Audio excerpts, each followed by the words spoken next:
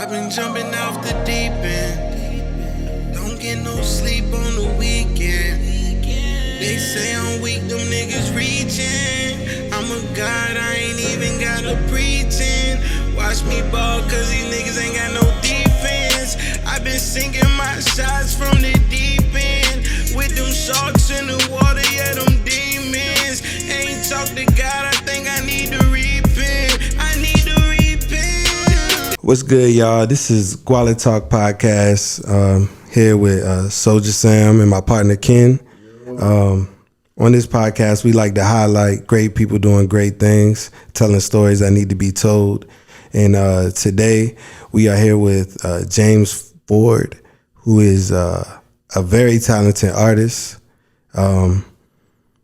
Unfortunately, he had to do 38 years in prison, but throughout his time, he came up with some pretty dope artwork, and he's here to talk about some of that and show us some of his artwork. Mr. Ford, do you have anything you want to say? Man, greetings, man. It's a pleasure to be here. A real pleasure to be here, man. Okay. Mr. Ford, where are you from? Richmond, Virginia. Where in Richmond, Virginia? I grew up on Ford Avenue near Raven Street. Okay. East End. Yeah, East End. East End. Okay. Okay. Shout out to the 804. This podcast based out of Richmond, Virginia, for y'all that don't know. Mr. Ford, you went into your time in prison with a 5-year sentence, correct? Yes. All right. And you ended up doing 38 years altogether. Yep, 38 straight years, man. How does that happen? No, no, I didn't go in for killing anybody. You know, let me clarify that, man. No crime against women and children, none of that. I went in with a small sentence of 5 years, man, for petty larceny, still $90. $90? $90. Wow. 5 years for stealing $90. Still $90. But see, what I didn't know then, petty larceny only carried 12 months. See, I ain't know then. So my lawyer tricked me to plead guilty and get 5 years. Because I thought I was facing a harsher sentence. Just 12 months. Wow. Whoa. Hold on. What? 5 years for $90. Yeah, still $90, man. Man, I don't know too much about law or nothing like that, but it seemed like they gotta be some kind of compensation. Like if you can go back in court and get some kind of compensation for because you weren't supposed to do the 5 years that. No. Go ahead, 5 years period. And even with that, if you would have went in with 12 months, it would have been, you would have done 6. You would have probably postured yourself different than if you was about to do 5 years. You probably would have just been like, I just got a year. Let me coast my time. Wow. My question is, this system is broken. It really is. My question is, okay, even though you didn't deserve those 5 that you got, how did 5 become 38? Because when I went in, man, prison was real. You either be prey or become prey, or either or, man. But I chose to be a man. Chose to be a man, and made a lot of bad decisions, man, and ran my time up. Ran my time up, man, to 73 years in prison.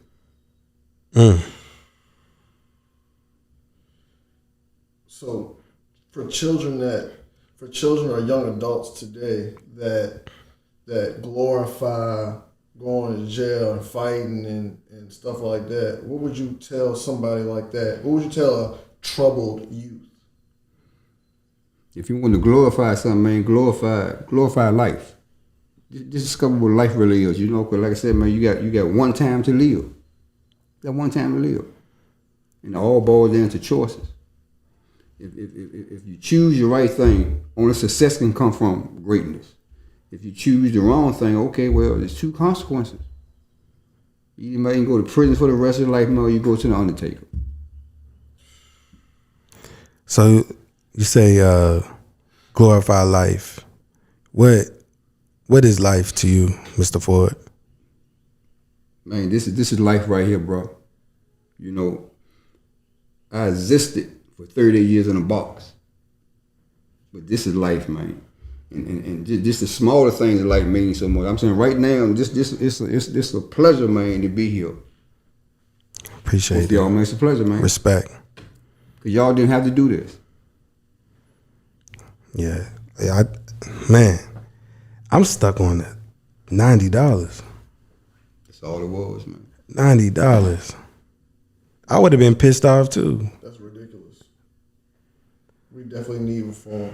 Yeah, it's ridiculous. That's definitely that's a broken system. So while you say you went in and made some bad decisions and your time ran up, how or what did you do to pass that time or get out that bad energy? How did you turn it around? How did you turn it around? How did I make that transition? You know, I made that transition, man, because I stayed 7.5 years straight in segregation. That's jail within jail. 7.5 years in segregation? Yeah. Lockdown? Lockdown. 7.5 years straight. Jail within jail. And that's where I begun to discover myself. Like I said, I was drawing, you know, the whole time I wasn't drawing seriously. But that's when I rediscovered myself. You know, I was sitting on the side of the bunk, man. One Thanksgiving morning, like 1 o'clock in the morning, I broke down and started crying. You know, it wasn't tears of weakness, man. It was tears of realization. I'm wasting my life away in jail within jail.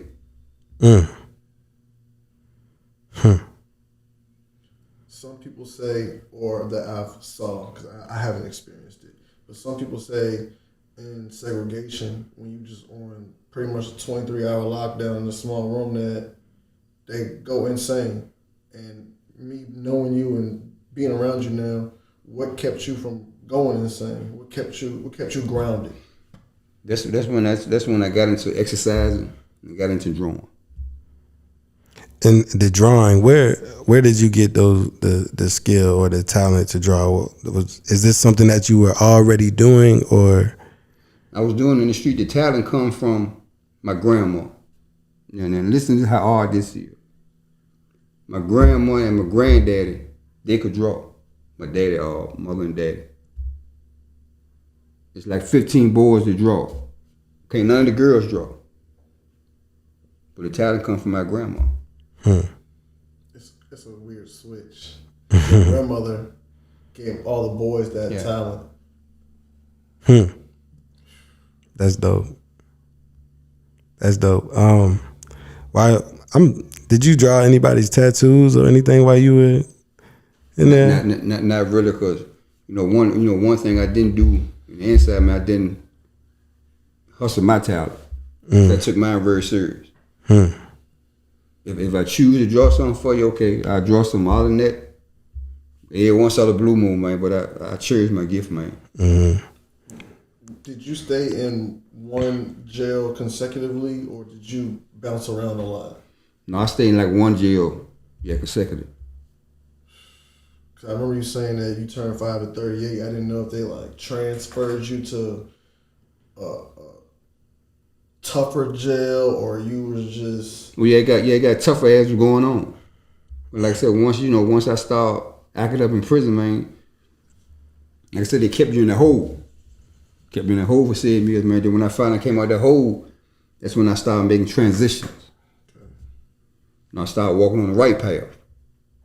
And as a result of that, man, I'm free now.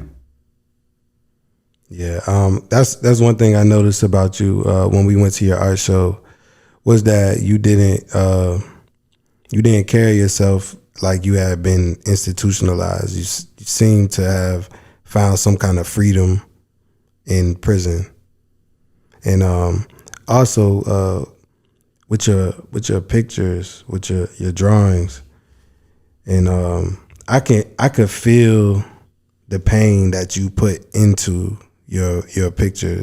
Is that where you buried your pain? Of course, man. But like I said, it's deeper than that. My dad used to beat my mom. When I grew up, I became a product what I saw my father doing. Then I used to be a coward just like my daddy. And used to beat my girlfriend. But when I came to prison, man, when I started growing up mentally, understand what being born a man really mean, then I damned my dad for many years, because I had a scholarship when I was 14. Wow. I made the wrong detour, man, just, following his footsteps. Girlfriend wound up getting killed. Husband killed her, didn't kill herself. And I can never get the opportunity to tell her sister, man, how sorry I am. And so when you see all my drawings, man, it comes from her pain. That's deep. In transitioning your art in jail, so many people can feel your presence with the artwork that they even let you make murals for the prison. How did you even get the opportunity to put your feelings and your stuff on the prison walls? Like I said, the warden sent for me, heard of me, gave me an opportunity, man. I ran with it. Like right now, when they still get visits, man, on Sussex in the visiting room, they still talking about it. Because your murals are still standing. Still standing, man. So you left your imprint. That's dope. I wanted to talk about your scholarship. What did you have a scholarship for? Drawing. Yeah, drawing. Wow. My grandma used to keep. I think y'all too young to remember. Used to keep a TV guide. You draw the pie, the duck, and the pig. It was our scholarship drawing. And I called myself taking it from my grandma's house, and I drew the pirate and sent it off. I ain't think nothing about it. I come home from work one day, I still remember myself, blue and white El Dorado from Los Angeles, California, a white girl. She said, Mr. Ford, blah, blah, blah, blah, blah. You want a scholarship. We're trying to take you to California. So when my dad come home, I introduced me to the woman, man. After they talk, he ain't gonna do good.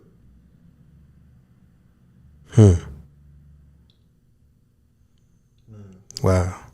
And I watched her drive in the street, man. And years later, when I was in prison, like 16, 17 years, I told my aunt, she said, Jane, if I knew that, I would have paid that $50 admission fee and sent you to California. $50, that was it? That's all it was. Oh, man. Imagine. Because your artwork, like it speaks for itself. You don't gotta have a deep story behind it, because you can tell. Well, you get your. I guess art is all about perspective anyway, but you can get something out of every picture. It's a story in each one of your pictures that I see. You wanna? They say pictures show 1,000 words, and I of course want to transition to the pictures because I have a couple of my favorites. All his work is good, but I definitely gonna get one of my favorites first, and it's amazing. Thank you. Definitely one of my favorites.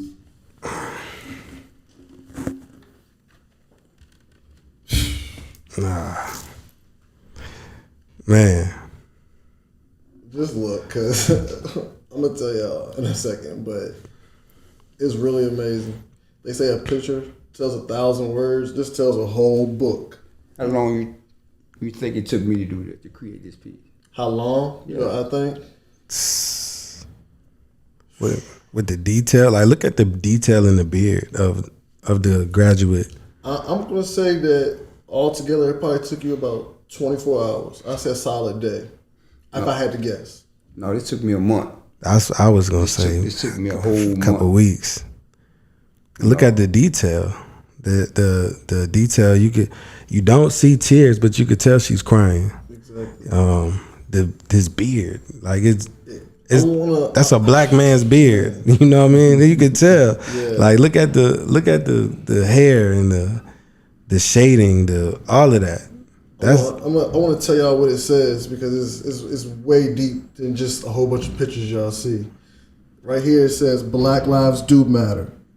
We are lawyers, doctors, businessmen, scientists, teachers, architects, musicians. We are more than just sports and criminals. If those words and these pictures don't explain what he means by that, you need to look within. Because you have Black excellence from the pharaohs, you have musicians, you have a doctor, you have good fathers here, you have, the cycle of life, you have death, a grandmother and a mother burying somebody, you have everything. But also the dark side's down there where you see the gun, you see the money, you see the root of evil, but you see excellence all around it. It's a decision making, choices. Mm-hmm. What's the symbolic presence of the timepiece?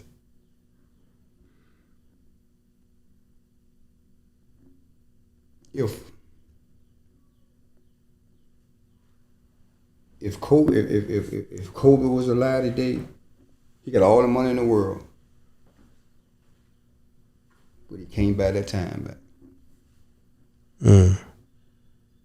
If he can buy that time back, he'll be alive today. I would say something that I've realized between you and Mr. Banky, which shout out Banky Pound, Peace, Banky. What's up, Banky? One of our other interviews that y'all said something that rocked me, and he asked me the question of what's the most important thing. The first thing I said was family. He said no, it can't be family, and I just didn't understand what he meant until he told me it was time. And you told me the same thing. I'm like, how can it be time? And y'all say, how can you have anything without the time? You can't have family. You can't do none of that without the time. And that was so deep to me and resonated with me at your art show that I'm just seeing your art and seeing your pain, but I'm seeing the time. Right. The 38 years is being put into everyone. Every time you pick up a pencil, I see it on the paper.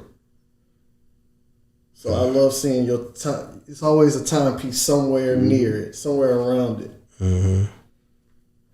And it's still it's symbolic stuff in this.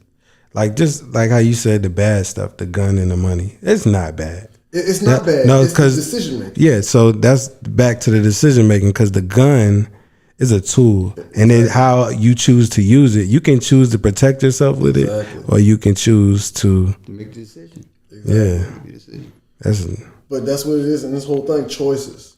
So some may look at it as bad, but like you said, in a different perspective, right? It's how you use it, how you use the money, how you use whatever. Right. This is definitely one of my favorites, my personal favorites that I saw at your art show. Yeah, this is definitely a piece that you would put in your living room and have conversations about. Yeah. Let's transition to the next piece because I'm gonna end up trying to take that one home. I'm sorry, y'all. That spoke to me the first time I seen his art show. It spoke to me. Right.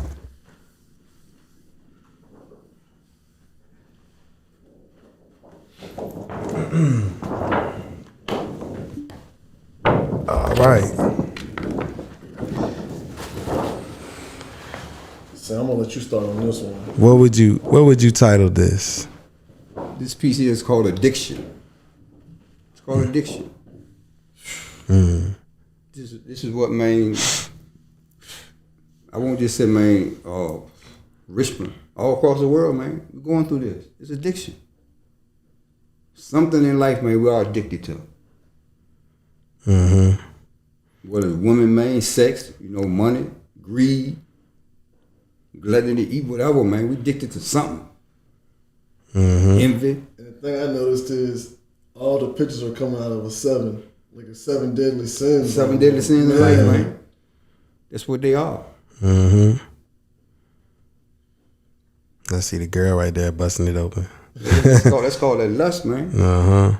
Even down to the timepiece, underneath the timepiece, it looks like he's rolling up.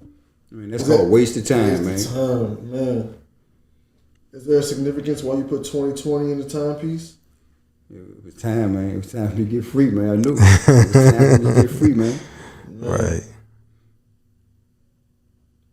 Right. And the mouth inside the eyeball inside the mouthpiece. What's that? Sometimes we can't see ourselves.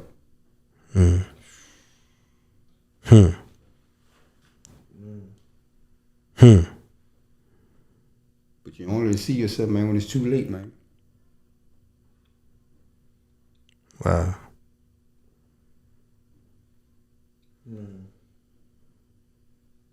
I guess that's like almost like not the 7 deadly sin part, but like kind of like a self-reflection. What you just said, you see yourself when it's too late. You said when you did the 7 years is when you saw yourself. Yes. Yeah, when I started discovering myself, man. Yeah. Let's go to one of your favorite pieces. I think you said this is your last piece that you did while you was in prison? This is my last one here. This when I laid my ink pen down. Man.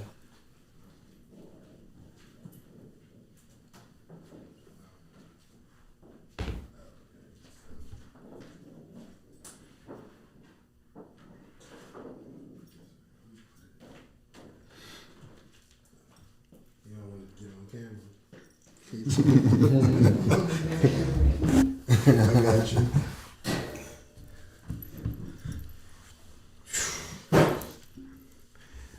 You said this is the last one you did while you was in prison. The last one, man. I retired my ink pen, man. Before you tell us everything about this, what do you see in this song? I see the eye with the mouth again in the clock piece with the 2020. Also see the hand with the mouth in it. I see pain. I see a it looks like a prisoner inside the eye of the skeleton.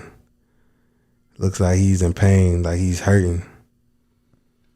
The first thing I go to is it's usually a small detail, and I see Ford up there, but I see it's an acronym. What was your acronym for your last name, Mr. Ford? Finally out, reaching dreams. That sounds like a manifestation. Come on, man. Finally out, reaching dreams, man. I'm here. I'm with 2 amazing, beautiful brothers, man.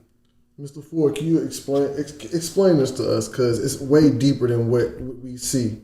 Because I see somebody that seems to be sleeping just well. I've seen somebody that's worried.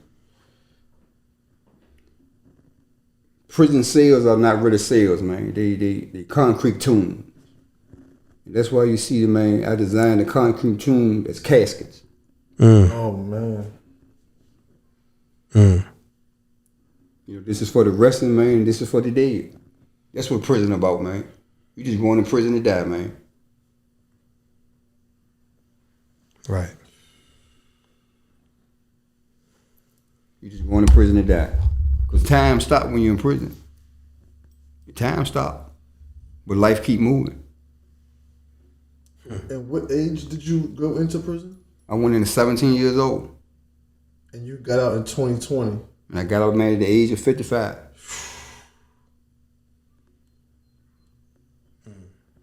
That's why time's so important to me, man, because I haven't had a chance to live yet, experience life. Because I see 2020 and the odometer up there. And I'm like, man, he has an odometer in the clock. It stopped on 2020. And finally out reaching dreams. That's when you got out. That's when I got out, man.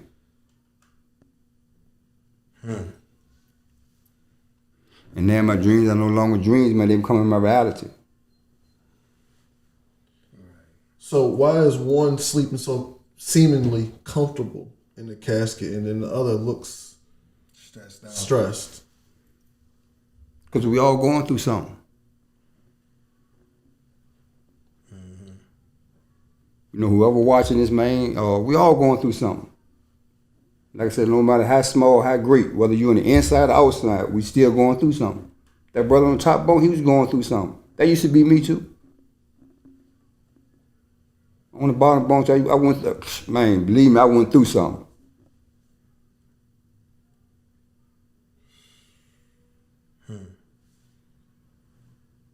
What did you see yourself from the cell doing once you got out?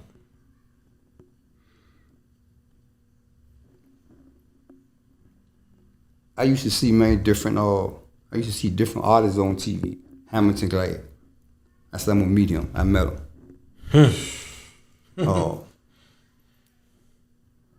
It's another artist in Richmond called Sir James. I just met him. Wow.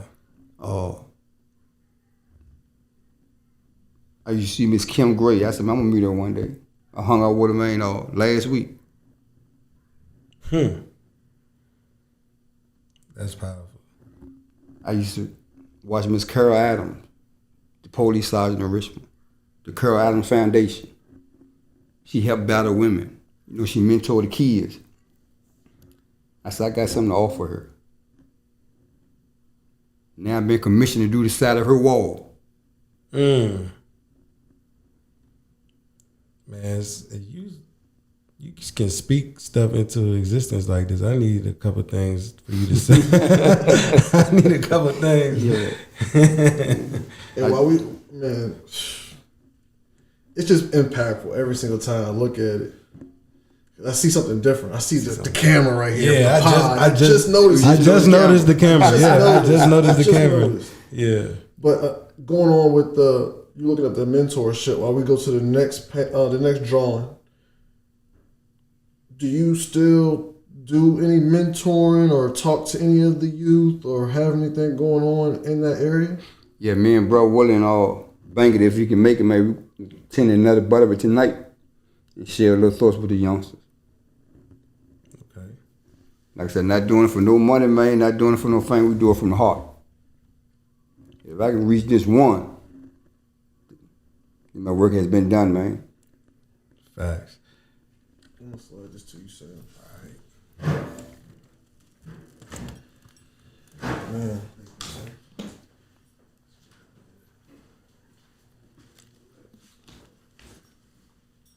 Oh, this is another deep one. Another deep one. All right. Another deep one. Okay. I'm gonna let you go ahead for it, son. I'm gonna tell you what I think next. All right. I see 3 queens at the bottom, which it look like it should be the proper Mount Rushmore. Rosa Parks, Harriet Tubman, and Coretta Scott King. I see Obama and Martin Luther King in his face. I see the stars and stripes. It looks like stars from the American flag, I believe, in the background. And seeing Martin Luther King inside Obama's face, to me, it translates as Martin had to come first. His sacrifice was not in vain. In a way, that's what I see. I see, and I look at the same picture, and I see that Martin Luther King is in Obama's faces because Obama is his dream.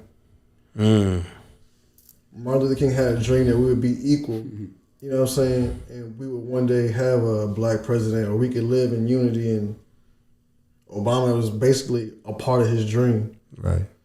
Also, when I see greatness at the bottom, I don't even know if you've seen it, but you see somebody with their hands up. I know that's Muhammad Ali.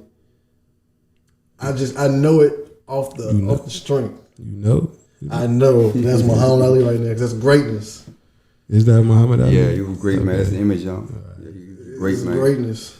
Okay. He talked about being great. Okay. While you were in prison, did you ever think that we would ever see a black president? No. But it happened. It happened, bro.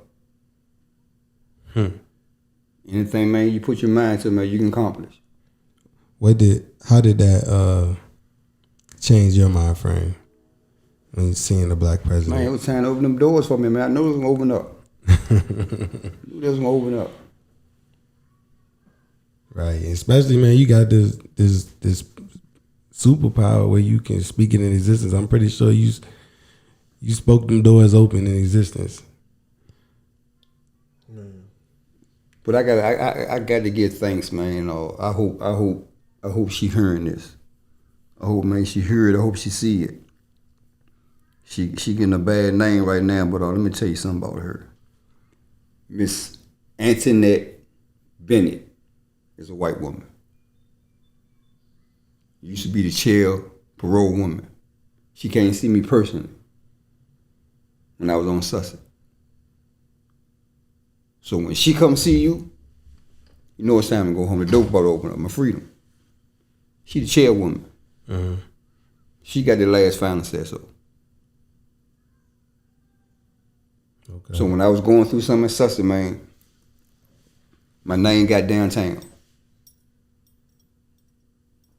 Before then, one of the brothers I knew, man, I was coming home from work. I used to work in support building on Sussex.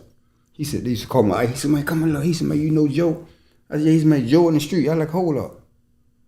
How is Joe? Joe is a white dude. How is Joe in the street when he come off death row? Killed 2 people. Killed a little white girl and killed a mom and rape her. He came off death row and made parole. I ain't killed nobody. But I'm still in prison. The system is broken. And so then, man, I started lobbying for myself. It was a CO dude named Mayo, man, John Mayo, good dude, man. He said, man, come here for it. He used to work in support venture. He's hearing all. He said, man, look, if you work in support venture around all the big people, he said, man, if you don't start lobbying for your freedom, you will be painting murals, man, 20 years from the day on the wall. You work around all these important people, but you ain't lobbying for your freedom. Did you not see that being a thing before he said that? At one point, I just kept going up a road, just going up. But he like, man, start lobbying for your freedom, man. And I started lobbying for my freedom. And when she came to see me, I know that door's about to open up. That's all right. But it took a white woman to come in as like, hold on, man, these brothers been there too long. Guess when she gave me my answer? She gave me my answer, bro, on my birthday. They granted parole, man, June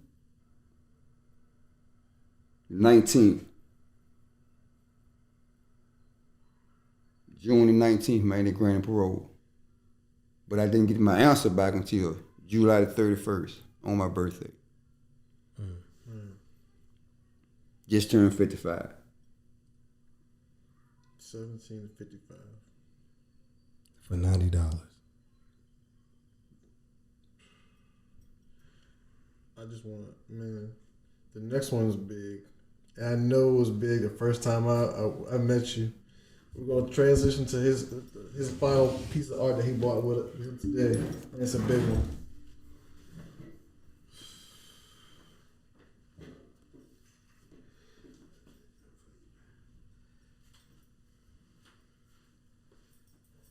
Careful with this one. Yeah, for sure. All right, before he gets into it, I'm going to give you a little teeny backstory. So me and Sam did another interview, and we heard about Mr. James's art show. Through Banky Pound. Yeah, Banky again. So I said, man, Sam, we got to go. That's just something I would think would be nice. We end up going. We walk in. Before we even met Mr. James, I said, man, whoever, where and whenever we first walked in, I saw this picture. I'm like, man, this mural looks just like the picture. Right after that, we met Mr. Ford. So please tell me who this is, because you can't get much better than what you did right here. Man, this picture here, man, is dear to my heart, man. This is my Aunt George. This is my daddy's sister. You know, she's still alive today. When I left at the age of 17, she stepped up. And when I came out at the age of 55, she was right there. I used to sing. Perfect song. Exactly. Perfect song. That's what we do there. God's intervention. Perfect song right there. I used to send all my drawings home to her, man. And she kept every last one of my drawings for 38 years. Kept all my drawings. Every Christmas, every Thanksgiving, man, she'll pass them around, man, show them to people, show them to the family. But she kept all my drawings, man. It's my baby here. So I had to honor her. Mm-hmm. And he means that too, because he always handles all his work carefully. But this one, it got put in the car last. I was like, man, it has to be a story behind this one. So when she saw this, how did she feel? She didn't believe it. She didn't believe it. She still don't believe it. She said, I captured, man, the true essence of her. See,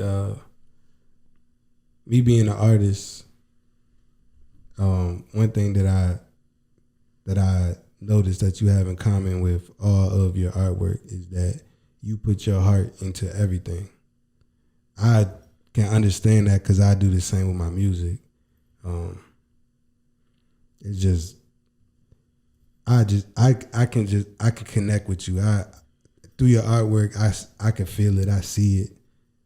Is this all your artwork is something that you need to be making some money off this, like big money. I'm talking about museums and things like this. The stories that you tell through your music it's not through your music, through your artwork is a story that need to be told. It's a story that need to be told, but you don't have to tell it because you can see it. There was another piece of art that you had at the show that we don't have here today that caught my eye, because I was like, man, that looks like Mr. Ford in there. It was a guy running a race. Well, yeah. He had just broke the ribbon, and I was like, Mr. Ford, is that you? Yeah, see, when I was on Greensville, I used to do the posters for every month. Every time somebody go home, I design a different poster.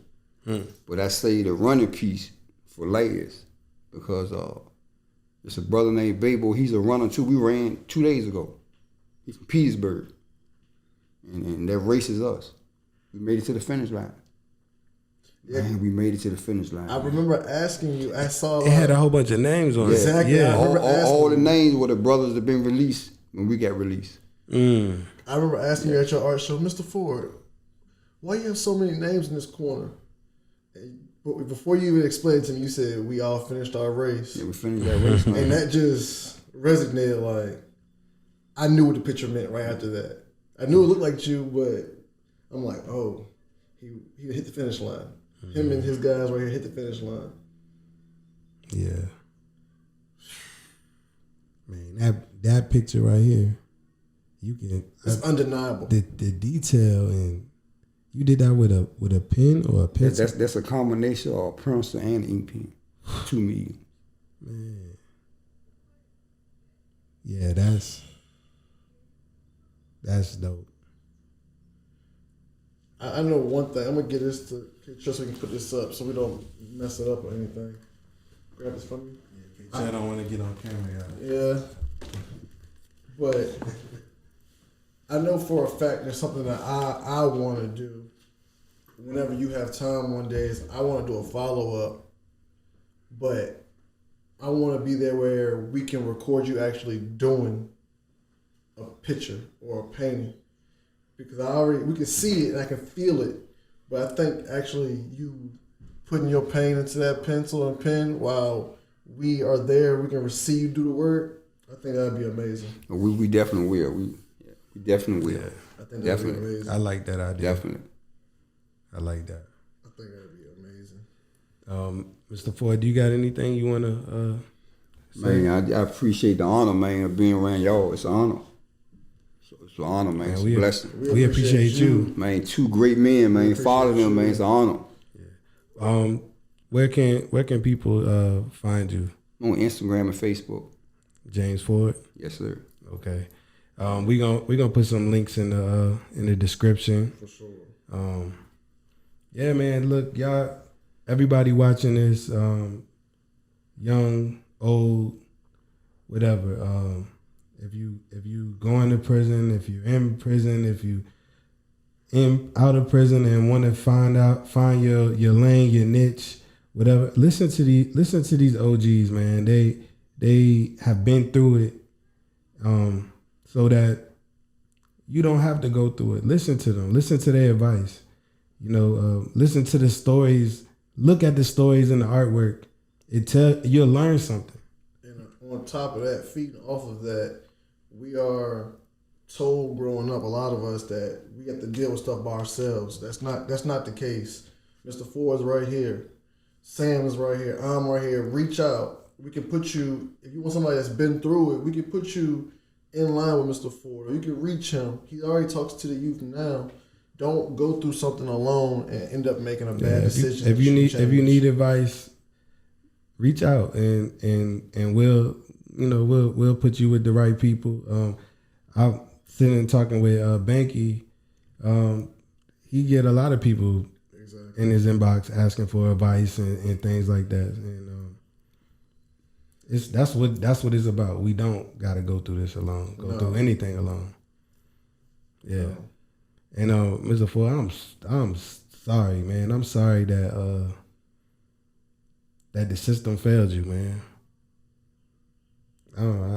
That's your time shouldn't have been.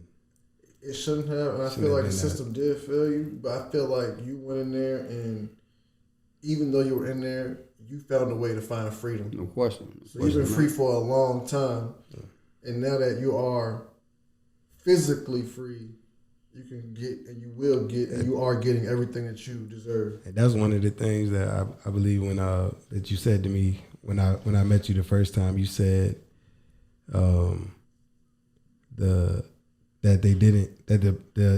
your mind wasn't your mind wasn't in prison.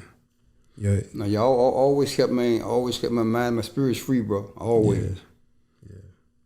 They can lock you always, down. They man. can't lock your mind down. Yeah, you could tell that just with your posture, how you carry yourself. But many blessings to you and your journey on your art. We praying for success, which I really think you are already there. We'll be there for your success. Yeah. So I can't wait till the next art show. Yeah. Anything. Just letting y'all know, if he does let it go, y'all not getting that first picture. We'll work something out. Yeah, I'm definitely gonna have a piece in my living room. For sure. Yeah. For sure. Yeah. But here we go. This is Gualla Talk Podcast, where we highlight great people doing great things, telling stories that need to be told. And we're out. Peace. Appreciate y'all. Peace. Love. Love you, blanket. Okay, y'all thought we was done. Y'all thought it was finished. No. Had to bring it back. Mr. Ford wanted to share something. All those masterpieces, bro, that I created was done with a prison ink pen. This ink pen.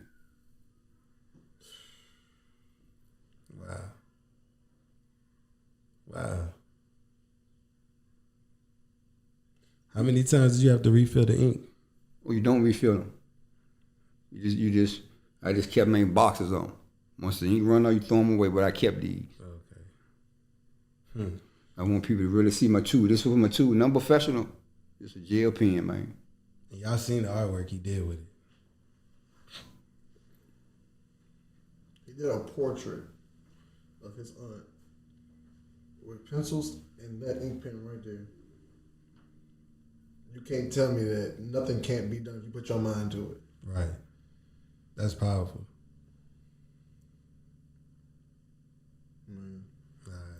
All right, we out for real now this time, y'all. Peace. Ain't no circle limit. Peace.